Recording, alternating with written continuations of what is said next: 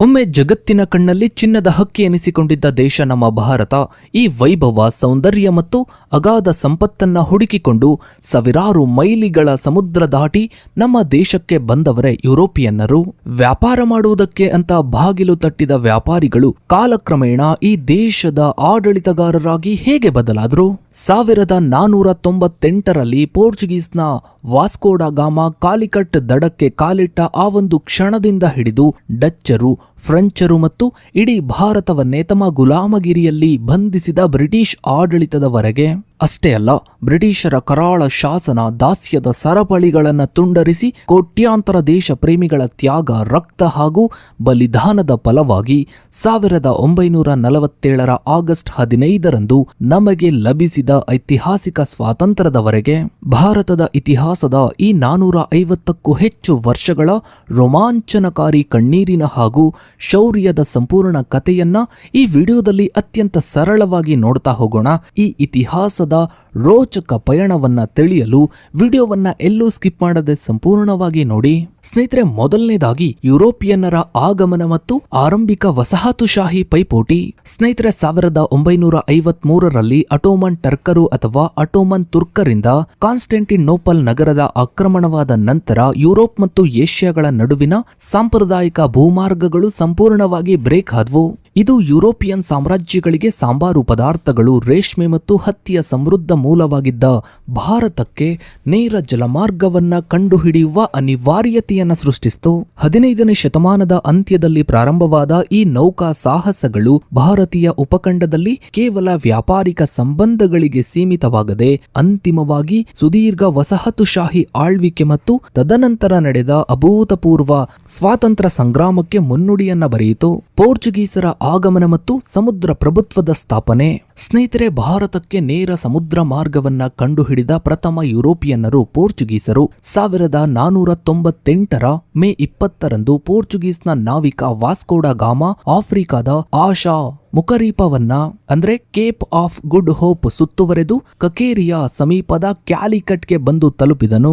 ಕ್ಯಾಲಿಕಟ್ನ ಸ್ಥಳೀಯ ಹಿಂದೂ ಅರಸನಾಗಿದ್ದ ರಾಜನಾಗಿದ್ದ ಜಮೋರಿನ್ ಅವನನ್ನ ಸ್ವಾಗತಿಸಿ ವ್ಯಾಪಾರಕ್ಕೆ ಅನುಮತಿಯನ್ನ ನೀಡ್ತಾನೆ. ಪೋರ್ಚುಗೀಸರು ಭಾರತದಲ್ಲಿದ್ದ ಅರಬ್ ವ್ಯಾಪಾರಿಗಳ ಏಕಸ್ವಾಮ್ಯವನ್ನ ಮುರಿದು ತಮ್ಮದೇ ಆದ ನೌಕಾಧಿಪತ್ಯವನ್ನ ಸ್ಥಾಪಿಸಲು ನಿರ್ಧರಿಸಿದರು.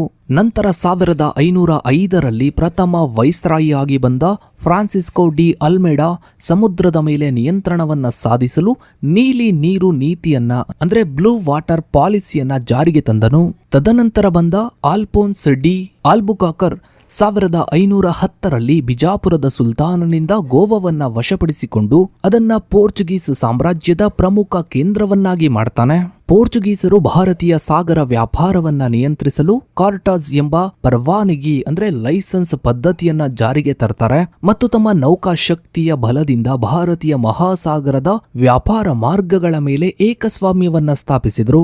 ನಂತರ ಬಂದ ಗವರ್ನರ್ ನೀನೋ ದಾ ಕುನ್ಹಾ 1530ರಲ್ಲಿ ಆಡಳಿತ ಕೇಂದ್ರವನ್ನ ಕೊಚ್ಚಿಯಿಂದ ಗೋವಾಕ್ಕೆ ಸ್ಥಳಾಂತರಿಸಿದನು ಹಾಗೂ ಬಸ್ಸೇನ್ ಮತ್ತು ದೀವಾ ಪ್ರದೇಶವನ್ನ ವಶಪಡಿಸಿಕೊಳ್ತಾನೆ. ಇನ್ನು ಪೋರ್ಚುಗೀಸರು ಭಾರತೀಯ ಕೃಷಿಗೆ ಮೆಣಸಿನಕಾಯಿ, ಆಲೂಗಡ್ಡೆ, ಗೋಡಂಬಿ, ತಂಬಾಕು, ಟೊಮೆಟೊ ಮತ್ತು ಅನಾನಸ್ನಂತಹ ಹೊಸ ಬೆಳೆಗಳನ್ನ ಪರಿಚಯಿಸಿದ್ರು. ಆದರೆ ಇವರ ಧಾರ್ಮಿಕ ಸಹಿಷ್ಣುತೆ, ಬಲವಂತದ ಮತಾಂತರ, ಭ್ರಷ್ಟಾಚಾರ ಮತ್ತು ದಕ್ಷಿಣ ಅಮೆರಿಕಾದ ಬ್ರೆಜಿಲ್ ಕಡೆಗೆ ಹರಿದ ಗಮನದಿಂದಾಗಿ ಇವರ ಪ್ರಭಾವ ಕ್ಷೀಣಿಸಿತು. ಡಚ್ಚರು, ಡೇನರು ಮತ್ತು ಫ್ರೆಂಚ್ ಸಾಮ್ರಾಜ್ಯದ ವಿಸ್ತರಣಾ ಯತ್ನಗಳು. ಸ್ನೇಹಿತರೆ, ಹಾಲೆಂಡ್ನ ಅಂದ್ರೆ ಈಗಿನ ನೆದರ್ಲ್ಯಾಂಡ್ಸ್ನ ಡಚ್ ಈಸ್ಟ್ ಇಂಡಿಯಾ ಕಂಪನಿಯು 1602ರಲ್ಲಿ ಸ್ಥಾಪನೆಯಾಗಿ 1605ರಲ್ಲಿ ಆಂಧ್ರಪ್ರದೇಶದ ಮಚಿಲಿಪಟ್ಟಣಂನಲ್ಲಿ ತಮ್ಮ ಮೊದಲ ಕಾರ್ಖಾನೆಯನ್ನ ತೆರೆಯಿತು. ಡಚ್ಚರು ಪುಲಿಕಾಟ್ 1610ರಲ್ಲಿ, ಸೂರತ್ 1616ರಲ್ಲಿ, ಕಾರೈಕಲ್ 1645ರಲ್ಲಿ ಮತ್ತು ಚಿನ್ಸೂರ 1653ರಲ್ಲಿ ವ್ಯಾಪಾರ ಕೇಂದ್ರಗಳನ್ನು ಸ್ಥಾಪಿಸಿದರು. ಆದರೆ ಡಚ್ಚರು ಭಾರತಕ್ಕಿಂತ ಹೆಚ್ಚಾಗಿ ಆಗ್ನೇಯ ಏಷ್ಯಾದ ಸಾಂಬಾರು ದ್ವೀಪಗಳ ಮೇಲೆ ಹೆಚ್ಚು ಗಮನವನ್ನ ಹರಿಸಿದರು. 1759ರ ಬೇದಾರ ಯುದ್ಧದಲ್ಲಿ ಇಂಗ್ಲಿಷರ ವಿರುದ್ಧ ಅನುಭವಿಸಿದ ಸೋಲು ಡಚ್ಚರ ಭಾರತೀಯ ಆಕಾಂಕ್ಷೆಗಳಿಗೆ ಸಂಪೂರ್ಣ ತೆರೆಯನ್ನ ಎಳೆಯಿತು. ಡೆನ್ಮಾರ್ಕ್ನ ಡೇನಿಶ್ ಈಸ್ಟ್ ಇಂಡಿಯಾ ಕಂಪನಿಯು 1616ರಲ್ಲಿ ಭಾರತಕ್ಕೆ ಆಗಮಿಸಿ ತಮಿಳುನಾಡಿನ ತರಂಗಂಬಾಡಿ ಮತ್ತು ಬಂಗಾಳದ ಶ್ರೀರಾಂಪುರದಲ್ಲಿ ತಮ್ಮ ವಸಾಹತುವನ್ನ ಸ್ಥಾಪಿಸಿತು. ಆದ್ರೂ ಡೆನ್ನರು ಅಂದ್ರೆ ಡೆನ್ಮಾರ್ಕ್ ಇಂದ ಬಂದಂತಹ ಡ್ಯಾನಿಷರು ವ್ಯಾಪಾರಕ್ಕಿಂತ ಧಾರ್ಮಿಕ ಪ್ರಚಾರ ಕಾರ್ಯಗಳಲ್ಲಿ ಹೆಚ್ಚು ಆಕ್ಟಿವ್ ಆಗಿದ್ರು. ಅಂತಿಮವಾಗಿ 1845ರಲ್ಲಿ ತಮ್ಮ ಎಲ್ಲಾ ಆಸ್ತಿಗಳನ್ನು ಬ್ರಿಟಿಷರಿಗೆ ಮಾರಾಟ ಮಾಡಿ ಭಾರತದಿಂದ ನಿರ್ಗಮಿಸಿದ್ರು. ಫ್ರೆಂಚ್ ಈಸ್ಟ್ ಇಂಡಿಯಾ ಕಂಪನಿಯು 1664ರಲ್ಲಿ ಫ್ರಾನ್ಸ್ನ ಫ್ರೆಂಚ್ ಆಡಳಿತದಡಿ ಸ್ಥಾಪಿತವಾಯಿತು ಮತ್ತು 1668ರಲ್ಲಿ ಸೂರತ್ನಲ್ಲಿ ತಮ್ಮ ಮೊದಲ ಕಾರ್ಖಾನೆಯನ್ನ ಸ್ಥಾಪಿಸಿತು. ನಂತರ 1674ರಲ್ಲಿ ಫ್ರಾಂಕೋಯಿಸ್ ಮಾರ್ಟಿನ್ ಪಾಂಡಿಚೇರಿಯನ್ನ ಸ್ಥಾಪಿಸ್ತಾನೆ. ಇದು ಭಾರತದಲ್ಲಿ ಫ್ರೆಂಚ್ ಅಧಿಕಾರದ ನೇರ ಕೇಂದ್ರವಾಯಿತು. 18ನೇ ಶತಮಾನದ ಮಧ್ಯಭಾಗದಲ್ಲಿ ಗವರ್ನರ್ ಡುಪ್ಲೆಕ್ಸ್ ನೇತೃತ್ವದಲ್ಲಿ ಫ್ರೆಂಚ್ ಮತ್ತು ಬ್ರಿಟಿಷರ ನಡುವೆ ದಕ್ಷಿಣ ಭಾರತದ ಅಧಿಪತ್ಯಕ್ಕಾಗಿ 3 ಕರ್ನಾಟಕ ಯುದ್ಧಗಳು ನಡೆದವು. 1760ರ ವಂದಿವಾಶ್ ಯುದ್ಧದಲ್ಲಿ ಐರ್ಕೋಟ್ ನೇತೃತ್ವದ ಬ್ರಿಟಿಷ್ ಸೈನ್ಯವು ಫ್ರೆಂಚರನ್ನು ಸಂಪೂರ್ಣವಾಗಿ ಸೋಲಿಸುವುದರೊಂದಿಗೆ ಭಾರತದಲ್ಲಿ ಫ್ರೆಂಚ್ ಸಾಮ್ರಾಜ್ಯವನ್ನ ಕಟ್ಟುವ ಕನಸು ಸಂಪೂರ್ಣವಾಗಿ ಭಗ್ನಗೊಳ್ತು. ಬ್ರಿಟಿಷ್ ಈಸ್ಟ್ ಇಂಡಿಯಾ ಕಂಪನಿಯ ಉದಯ. ಸ್ನೇಹಿತರೆ, 1599ರಲ್ಲಿ ಮರ್ಚೆಂಟ್ ಅಡ್ವೆಂಚರರ್ಸ್ ಗುಂಪಿನಿಂದ ಸ್ಥಾಪಿತವಾದ ಇಂಗ್ಲಿಷ್ ಈಸ್ಟ್ ಇಂಡಿಯಾ ಕಂಪನಿಗೆ 1600ರಲ್ಲಿ ಇಂಗ್ಲೆಂಡ್ನ ರಾಣಿ ಎಲಿಜಬೆತ್ ಪೂರ್ವ ದೇಶಗಳೊಂದಿಗೆ ವ್ಯಾಪಾರವನ್ನ ಮಾಡಲು 15 ವರ್ಷಗಳ ಏಕಸ್ವಾಮ್ಯದ ಪತ್ರವನ್ನ ಚಾರ್ಟರ್ ಅನ್ನ ನೀಡಿದ್ರು. 1609ರಲ್ಲಿ ಕ್ಯಾಪ್ಟನ್ ವಿಲಿಯಂ ಹಾಕಿಂಗ್ಸ್ ಮತ್ತು 1615ರಲ್ಲಿ ಸರ್ ಥಾಮಸ್ ರೋ ಮೊಘಲ್ ಚಕ್ರವರ್ತಿ ಔರಂಗಜೇಬನ ಆಸ್ಥಾನಕ್ಕೆ ಭೇಟಿ ನೀಡಿ ವ್ಯಾಪಾರಿಕ ರಿಯಾಯಿತಿಗಳನ್ನ ಪಡೆದುಕೊಂಡ್ರು. ನಂತರ 1612ರಲ್ಲಿ ಕ್ಯಾಪ್ಟನ್ ಥಾಮಸ್ ಬೆಸ್ಟ್ ಪೋರ್ಚುಗೀಸರನ್ನ ಸೂರತ್ ಕರಾವಳಿಯಲ್ಲಿ ಸೋಲಿಸಿದ ನಂತರ ಬ್ರಿಟಿಷರು ಜಹಂಗೀರನಿಂದ ಸೂರತ್ನಲ್ಲಿ ಕಾಯಂ ಕಾರ್ಖಾನೆಯನ್ನ ತೆರೆಯಲು ಅನುಮತಿಯನ್ನ ಪಡೆದುಕೊಂಡ್ರು. ಬ್ರಿಟಿಷರು Machilipatnam 1611, Madras port Saint George 1639, Bombay ಅಂದ್ರೆ ಈಗಿನ ಮುಂಬೈನಲ್ಲಿ 1668ರಲ್ಲಿ ಮತ್ತು ಕೋಲ್ಕತ್ತಾ ಪೋರ್ಟ್ ವಿಲಿಯಂನಲ್ಲಿ 1690ರಲ್ಲಿ ತಮ್ಮ ಶಕ್ತಿಶಾಲಿ ಕೋಟೆ ಕಾರ್ಖಾನೆಗಳನ್ನ ನಿರ್ಮಿಸಿಕೊಂಡ್ರು. 1717ರಲ್ಲಿ ಮೊಘಲ್ ಚಕ್ರವರ್ತಿ ಫರುಕ್ ಸಿಯಾರ್ ನೀಡಿದ ಪರ್ಮನ್ ಅಂದ್ರೆ ಉಚಿತ ವ್ಯಾಪಾರದ ಹಕ್ಕು ಬ್ರಿಟಿಷ್ ಕಂಪನಿಗಳಿಗೆ ಬಂಗಾಳದಲ್ಲಿ ಸುಂಕವಿಲ್ಲದೆ ಯಾವುದೇ ಟ್ಯಾಕ್ಸ್ ಇಲ್ಲದೆ ವ್ಯಾಪಾರ ನಡೆಸುವ ಅಗಾಧವಾದ ಪ್ರಾಬಲ್ಯವನ್ನ ನೀಡಿತು. ಬ್ರಿಟಿಷರ ನೌಕಾ ಶಕ್ತಿ, ಶಿಸ್ತುಬದ್ಧ ಮಿಲಿಟರಿ ಬಲ, ಕೈಗಾರಿಕಾ ಕ್ರಾಂತಿಯ ಬೆಂಬಲ ಮತ್ತು ಧಾರ್ಮಿಕ ಹಸ್ತಕ್ಷೇಪ ಮಾಡದಿರುವ ನೀತಿಯು ಇತರ ಎಲ್ಲ ಯುರೋಪಿಯನ್ ಎದುರಾಳಿಗಳನ್ನ ಹಿಂದಿಕ್ಕಿ ಭಾರತದಲ್ಲಿ ತಮ್ಮ ಸಾರ್ವಭೌಮತ್ವವನ್ನ ಸ್ಥಾಪಿಸಲು ನೆರವಾಯಿತು. ಬ್ರಿಟಿಷ್ ರಾಜಕೀಯ ಪ್ರಭುತ್ವ ಮತ್ತು ಸಾಮ್ರಾಜ್ಯದ ವಿಸ್ತರಣೆ. ಸ್ನೇಹಿತರೆ, ವ್ಯಾಪಾರಿಗಳಾಗಿ ಬಂದ ಬ್ರಿಟಿಷರು ಮೊಘಲ್ ಸಾಮ್ರಾಜ್ಯದ ಪತನ ಮತ್ತು ಭಾರತೀಯ ರಾಜರ ನಡುವಿನ ವಿಭಜನೆಗಳ ಲಾಭವನ್ನ ಪಡೆದುಕೊಂಡ್ರು. ರಾಜಕೀಯ ನಿಯಂತ್ರಣವನ್ನ ಸಾಧಿಸಲು ತೊಡಗಿದ್ರು. ಪ್ಲಾಸಿ ಮತ್ತು ಬಕ್ಸರ್ ಯುದ್ಧಗಳು, ರಾಜಕೀಯ ಅಧಿಕಾರದ ಪಾದಾರ್ಪಣೆ. ಸ್ನೇಹಿತರೆ, ಬಂಗಾಳದ ನವಾಬ ಸಿರಾಜುದ್ದೌಲಾನು ಬ್ರಿಟಿಷರ ಉಚಿತ ವ್ಯಾಪಾರ ದುರುಪಯೋಗ ಮತ್ತು ಕೋಟೆ ನಿರ್ಮಾಣವನ್ನ ವಿರೋಧಿಸಿ ಕೋಲ್ಕತ್ತಾವನ್ನ ವಶಪಡಿಸಿಕೊಂಡಾಗ 1757ರ ಜೂನ್ 23ರಂದು ಐತಿಹಾಸಿಕ ಪ್ಲಾಸಿ ಯುದ್ಧ ನಡೆಯಿತು. ರಾಬರ್ಟ್ ಕ್ಲೈವ್ ನವಾಬನ ಸೇನಾಪತಿಯಾಗಿದ್ದ ಮೀರ್ ಜಾಫರನಿಗೆ ನವಾಬ ಪಟ್ಟದ ಆಸೆಯನ್ನ ತೋರಿಸಿ ಕುತಂತ್ರದಿಂದ ದ್ರೋಹವನ್ನ ಎಸಗುವಂತೆ ಮಾಡಿದನು. ಪ್ಲಾಸಿ ಯುದ್ಧದಲ್ಲಿ ಗೆದ್ದ ಬ್ರಿಟಿಷರು ಮೀರ್ ಜಾಫರ್ನನ್ನು ಕೈಗೊಂಬೆ ನವಾಬನನ್ನಾಗಿ ಮಾಡಿ ಬಂಗಾಳದ ಸಂಪತ್ತನ್ನ ಅಪಾರವಾಗಿ ಲೂಟಿ ಹೊಡೆದರು. ತದನಂತರ 1764ರ ಅಕ್ಟೋಬರ್ 22ರಂದು ನಡೆದ ಬಕ್ಸರ್ ಯುದ್ಧವು ಬ್ರಿಟಿಷ್ ಸಾಮ್ರಾಜ್ಯಶಾಹಿಯ ನಿಜವಾದ ಅಡಿಪಾಯವಾಯಿತು. ಬ್ರಿಟಿಷ್ ಸೇನಾಪತಿ ಹೆಕ್ಟರ್ ಮುನ್ರೋ ಬಂಗಾಳದ ಮಾಜಿ ನವಾಬ ಮೀರ್ ಕಾಸಿಂ, ಅಯೋಧ್ಯೆಯ ನವಾಬ ಶುಜಾ-ಉದ್ ದೌಲಾ ಮತ್ತು ಮೊಘಲ್ ಚಕ್ರವರ್ತಿ ಶಹ ಆಲಂ ಜಂಟಿ ಪಡೆಗಳನ್ನ ಸೋಲಿಸಿದನು. 1765ರ ಅಲಹಾಬಾದ್ ಒಪ್ಪಂದದ ಮೂಲಕ ಕಂಪನಿಯು ಬಂಗಾಳ, ಬಿಹಾರ್ ಮತ್ತು ಒಡಿಶಾ ರಾಜ್ಯಗಳ ದಿವಾನಿ ಹಕ್ಕುಗಳನ್ನು ಅಂದ್ರೆ ಕಂದಾಯ ವಸೂಲಿ ಹಕ್ಕುಗಳನ್ನ ಪಡೆಯಿತು.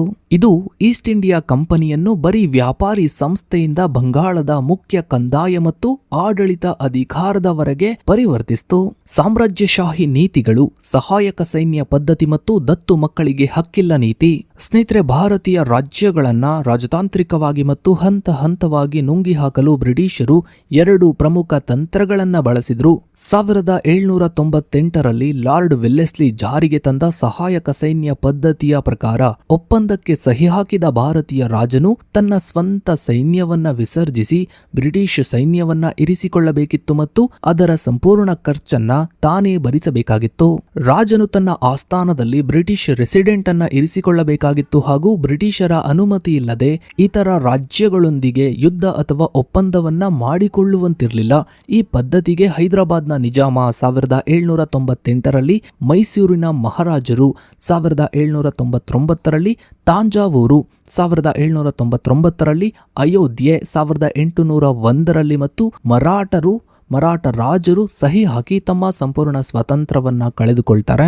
ಮತ್ತೊಂದೆಡೆ 1848ರಲ್ಲಿ ಲಾರ್ಡ್ ಡಾಲೌಸಿ ಜಾರಿಗೆ ತಂದ ದತ್ತು ಮಕ್ಕಳಿಗೆ ಹಕ್ಕಿಲ್ಲ ನೀತಿಯ ಪ್ರಕಾರ ಬ್ರಿಟಿಷರ ಅಧೀನದಲ್ಲಿದ್ದ ಭಾರತೀಯ ರಾಜನೊಬ್ಬನಿಗೆ ನೈಸರ್ಗಿಕವಾಗಿ ಸ್ವಂತವಾಗಿ ಗಂಡು ಸಂತಾನವಿಲ್ಲದಿದ್ದರೆ, ಗಂಡು ಮಗು ಇಲ್ಲದಿದ್ದರೆ ಅವನು ದತ್ತು ಪಡೆದ ಮಗನಿಗೆ ಸಿಂಹಾಸನದ ಹಕ್ಕಿರುತ್ತಿರಲಿಲ್ಲ ಮತ್ತು ಆ ರಾಜ್ಯವು ನೇರವಾಗಿ ಬ್ರಿಟಿಷ್ ಸಾಮ್ರಾಜ್ಯಕ್ಕೆ ಸೇರ್ಪಡೆಯಾಗುತ್ತಿತ್ತು. ಈ ಕುತಂತ್ರದ ನೀತಿಯಿಂದ ಸತಾರಾ, ಸಬಲ್ಪುರ, ಉದಯ್ಪುರ, ಕಿತ್ತೂರು, ನಾಗ್ಪುರ ಮತ್ತು ಝಾನ್ಸಿ ರಾಜ್ಯಗಳನ್ನ ಕಬಳಿಸಲಾಯಿತು. ಪ್ರಾದೇಶಿಕ ಶಕ್ತಿಗಳ ಪತನ, ಮೈಸೂರು, ಮರಾಠ ಮತ್ತು ಸಿಖ್ ಯುದ್ಧಗಳು. ಸ್ನೇಹಿತರೆ, ಬ್ರಿಟಿಷರ ವಿಸ್ತರಣಾವಾದಕ್ಕೆ ಸವಾಲೊಡ್ಡಿದ್ದ ಪ್ರಾದೇಶಿಕ ಸಾಮ್ರಾಜ್ಯಗಳನ್ನ ಯುದ್ಧಗಳ ಮೂಲಕ ಹತೋಟಿಗೆ ತರಲಾಯಿತು. 4 ಆಂಗ್ಲೋ ಮೈಸೂರು ಯುದ್ಧಗಳ ಮೂಲಕ ಹೈದರಾಲಿ ಮತ್ತು ಟಿಪ್ಪು ಸುಲ್ತಾನರ ತೀವ್ರ ಪ್ರತಿರೋಧವನ್ನ ಹತೋಟಿಗೆ ತಂದು 1799ರ 4ನೇ ಯುದ್ಧದಲ್ಲಿ ಟಿಪ್ಪು ಸುಲ್ತಾನನ ಮರಣದ ನಂತರ ಮೈಸೂರನ್ನ ವಶಪಡಿಸಿಕೊಳ್ಳಲಾಯಿತು. 3 ಆಂಗ್ಲೋ ಮರಾಠ ಯುದ್ಧಗಳ ಪರಿಣಾಮವಾಗಿ ಮರಾಠ ಒಕ್ಕೂಟವು ಸಂಪೂರ್ಣವಾಗಿ ಪತನಗೊಂಡು ಪೇಶ್ವೆ ಹುದ್ದೆಯನ್ನ ರದ್ದುಗೊಳಿಸಲಾಯಿತು. 1845ರಿಂದ 1849ರ ಅವಧಿಯಲ್ಲಿ ನಡೆದ 2 ಆಂಗ್ಲೋ ಸಿಖ್ ಯುದ್ಧಗಳ ನಂತರ ಮಹಾರಾಜ ರಂಜಿತ್ ಸಿಂಗ್ ನಿರ್ಮಿಸಿದ್ದ ಶಕ್ತಿಶಾಲಿ ಸಿಖ್ ಸಾಮ್ರಾಜ್ಯವನ್ನ ಲಾರ್ಡ್ ಡಾಲಹೌಸಿ ಬ್ರಿಟಿಷ್ ಭಾರತಕ್ಕೆ ಸೇರಿಸಿಕೊಳ್ತಾನೆ.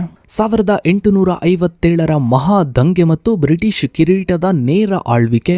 ಸ್ನೇಹಿತರೆ, ಬ್ರಿಟಿಷರ ತೀವ್ರ ಆರ್ಥಿಕ ಶೋಷಣೆ, ರಾಜಕೀಯ ಆಕ್ರಮಣಕಾರಿ ನೀತಿಗಳು, ಭಾರತೀಯ ಕೈಗಾರಿಕೆಗಳ ವಿನಾಶ ಮತ್ತು ಸಾಮಾಜಿಕ ಧಾರ್ಮಿಕ ಹಸ್ತಕ್ಷೇಪವು ಸಮಾಜದ ಎಲ್ಲಾ ವರ್ಗಗಳಲ್ಲಿ ತೀವ್ರ ಅಸಮಾಧಾನವನ್ನ ಹುಟ್ಟುಹಾಕಿತು. ಮುಂದೆ ಇದು 1857ರ ಮಹಾ ದಂಗೆಗೆ, ಪ್ರಥಮ ಸ್ವಾತಂತ್ರ್ಯ ಸಂಗ್ರಾಮಕ್ಕೆ ಕಾರಣವಾಯಿತು. ದಂಗೆಯ ಮೂಲ ಕಾರಣಗಳು, ಪ್ರಮುಖ ನಾಯಕರು ಮತ್ತು ವಿನಾಶ. ಸ್ನೇಹಿತರೆ, 1857ರ ಮೇ 10ರಂದು ಮೀರತ್ನಲ್ಲಿ ಸಿಪಾಯಿಗಳ ದಂಗೆಯೊಂದಿಗೆ ಆಂದೋಲನವು ಪ್ರಾರಂಭವಾಯಿತು. ಹೊಸ ಎನ್ಫೀಲ್ಡ್ ಬಂದೂಕುಗಳಿಗೆ ಹಸು ಮತ್ತು ಹಂದಿಯ ಕೊಬ್ಬು ಸವರಿದ ತೋಟಗಳನ್ನ ಬಳಸಲು ನಿರಾಕರಿಸಿದ್ದು ತಕ್ಷಣದ ಕಿಡಿಯಾಯಿತು. ದಂಗೆಕೋರ ಸೈನಿಕರು ದೆಹಲಿಗೆ ತೆರಳಿ ಮುಸ್ಲಿಂ ಸೈನಿಕರು ದೆಹಲಿಗೆ ತೆರಳಿ ವೃದ್ಧನಾಗಿದ್ದ ಮೊಘಲ್ ಚಕ್ರವರ್ತಿ ಬಹದ್ದೂರ್ ಶಾ ಜುಫರ್ನನ್ನ ಭಾರತದ ಸಾಮ್ರಾಟನೆಂದು ಘೋಷಿಸುತ್ತಾರೆ. ದಂಗೆಯು ಉತ್ತರ ಮತ್ತು ಮಧ್ಯ ಭಾರತದಾದ್ಯಂತ ಶೀಘ್ರವಾಗಿ ಹರಡಿತು. ಝಾನ್ಸಿಯಲ್ಲಿ ರಾಣಿ ಲಕ್ಷ್ಮೀಬಾಯಿ, ಕಾನ್ಪುರದಲ್ಲಿ ನಾನಾ ಸಾಹೇಬ್ ಮತ್ತು ತಾತ್ಯಾ ಟೋಪಿ, ಲಕ್ನೋದಲ್ಲಿ ಬೇಗಂ ಹಜೂರತ್ ಮಹಲ್, ಬಿಹಾರ್ನಲ್ಲಿ ಕುವಾರ್ ಸಿಂಗ್ ಬ್ರಿಟಿಷರ ವಿರುದ್ಧ ಧೈರ್ಯದಿಂದ ಹೋರಾಡಿದ್ರು. ಆದರೆ ಬ್ರಿಟಿಷರ ಉನ್ನತ ಶಸ್ತ್ರಾಸ್ತ್ರಗಳು, ಸಂವಹನ ವ್ಯವಸ್ಥೆ ಹಾಗೂ ದಂಗೆಕೋರರಲ್ಲಿ ಸಮರ್ಥ ಕೇಂದ್ರ ನಾಯಕತ್ವದ ಕೊರತೆ ಇದ್ದಿದ್ರಿಂದ ಬ್ರಿಟಿಷರು ದಂಗೆಯನ್ನ ಕ್ರೂರವಾಗಿ ಹತೋಟಿಗೆ ತರ್ತಾರೆ ಮತ್ತು ಬಹದ್ದೂರ್ ಶಾ ಜುಫರ್ನನ್ನ ರಂಗೂನ್ಗೆ ಗಡಿಪಾರು ಮಾಡ್ತಾರೆ. ಸ್ನೇಹಿತರೆ, 1857ರ ಭೀಕರ ದಂಗೆಯ ನಂತರ ಬ್ರಿಟಿಷ್ ಪಾರ್ಲಿಮೆಂಟ್ 1858ರ ಭಾರತ ಸರ್ಕಾರ ಕಾಯ್ದೆಯನ್ನ ಗವರ್ನಮೆಂಟ್ ಆಫ್ ಇಂಡಿಯಾ ಆಕ್ಟ್ 1858 ಅನ್ನ ಅಂಗೀಕರಿಸಿತು. ಈ ಕಾಯ್ದೆಯ ಮೂಲಕ ಈಸ್ಟ್ ಇಂಡಿಯಾ ಕಂಪನಿಯ ಆಳ್ವಿಕೆಯನ್ನು ಸಂಪೂರ್ಣವಾಗಿ ರದ್ದುಗೊಳಿಸಿ ಭಾರತದ ಆಡಳಿತವನ್ನು ನೇರವಾಗಿ ಬ್ರಿಟಿಷ್ ಕಿರೀಟಕ್ಕೆ ವರ್ಗಾಯಿಸಲಾಯಿತು. ಗವರ್ನರ್ ಜನರಲ್ ಹುದ್ದೆಯನ್ನ ವೈಸ್ರಾಯಿ ಎಂದು ಮರುನಾಮಕರಣ ಮಾಡಲಾಯಿತು. ಲಾರ್ಡ್ ಕ್ಯಾನಿಂಗ್ ಪ್ರಥಮ ವೈಸ್ರಾಯಿ ಆಗ್ತಾನೆ.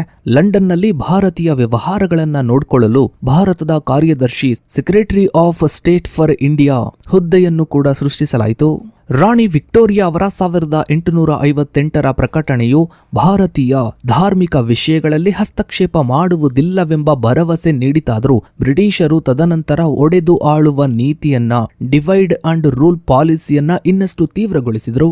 ಭಾರತೀಯ ರಾಷ್ಟ್ರೀಯ ಆಂದೋಲನ ಮತ್ತು ಸ್ವಾತಂತ್ರ್ಯ ಸಂಗ್ರಾಮ.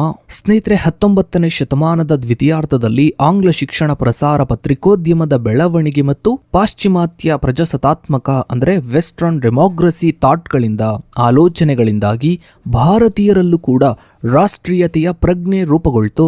ರಾಷ್ಟ್ರೀಯ ಕಾಂಗ್ರೆಸ್ ಸ್ಥಾಪನೆ, ಮಂದಗಾಮಿ ಮತ್ತು ತೀವ್ರಗಾಮಿ ಹಂತಗಳು. ಸ್ನೇಹಿತರೆ, 1885ರಲ್ಲಿ ವಿಶ್ರಾಂತಿ ಬ್ರಿಟಿಷ್ ಅಧಿಕಾರಿಯಾದ ಎ.ಒ. ಹ್ಯೂಮ್ ಅವರ ಉಪಕ್ರಮದಿಂದ ಭಾರತೀಯ ರಾಷ್ಟ್ರೀಯ ಕಾಂಗ್ರೆಸ್ ಸ್ಥಾಪನೆಯಾಯಿತು. ಇದರ ಮೊದಲ ಅಧಿವೇಶನವು ಮುಂಬೈನಲ್ಲಿ ಡಬ್ಲ್ಯೂ.ಸಿ. ಬ್ಯಾನರ್ಜಿಯವರ ಅಧ್ಯಕ್ಷತೆಯಲ್ಲಿ ನಡೆಯಿತು. 1885ರಿಂದ 1905ರವರೆಗಿನ ಮಂದಗಾಮಿಗಳ ಹಂತದಲ್ಲಿ ದಾದಾಬಾಯಿ ನವರೋಜಿ, ಗೋಪಾಲಕೃಷ್ಣ ಗೋಖಲೆ ಮತ್ತು ಸುರೇಂದ್ರನಾಥ್ ಬ್ಯಾನರ್ಜಿ ಮುಂತಾದ ನಾಯಕರು ಪ್ರಾರ್ಥನೆ, ಮನವಿ ಮತ್ತು ಸಭೆಗಳ ಮೂಲಕ ಸಂವಿಧಾನಿಕ ಸುಧಾರಣೆಗಳನ್ನು ಕೋರಿದ್ರು. ದಾದಾಬಾಯಿ ನವರೋಜಿಯವರು ತಮ್ಮ ಸಂಪತ್ತಿನ ಸೋರಿಕೆ ಸಿದ್ಧಾಂತದ ಮೂಲಕ ಬ್ರಿಟಿಷರು ಭಾರತದ ಸಂಪತ್ತನ್ನು ಇಂಗ್ಲೆಂಡ್ಗೆ ಹೇಗೆ ಹರಿಸುತ್ತಿದ್ದಾರೆ ಎಂಬುದನ್ನು ಜಗತ್ತಿಗೆ ತೋರಿಸಿಕೊಟ್ರು. 1905ರಲ್ಲಿ ಲಾರ್ಡ್ ಕರ್ಜನ್ ಮಾಡಿದ ಬಂಗಾಳ ವಿಭಜನೆಯು ತೀವ್ರ ಪ್ರತಿರೋಧಕ್ಕೆ ಕಾರಣವಾಯಿತು. ಸ್ವದೇಶಿ ಚಳವಳಿ ಪ್ರಾರಂಭವಾಯಿತು. ಬಾಲ ಗಂಗಾಧರ್ ತಿಲಕ್, ಲಾಲಾ ಲಜಪತ್ ರಾಯ್ ಮತ್ತು ಬಿಪಿನ್ ಚಂದ್ರಪಾಲ್ ತೀವ್ರಗಾಮಿ ನಾಯಕತ್ವವನ್ನು ವಹಿಸಿ ಬಹಿಷ್ಕಾರ ಮತ್ತು ಸ್ವರಾಜ್ಯದ ಕರೆಯನ್ನ ನೀಡಿದ್ರು. ತಿಲಕರು ಸ್ವರಾಜ್ಯ ನನ್ನ ಜನ್ಮಸಿದ್ಧ ಹಕ್ಕು, ಅದನ್ನ ನಾನು ಪಡೆದೇ ತೀರುತ್ತೇನೆ ಎಂದು ಘೋಷಿಸಿಬಿಟ್ರು.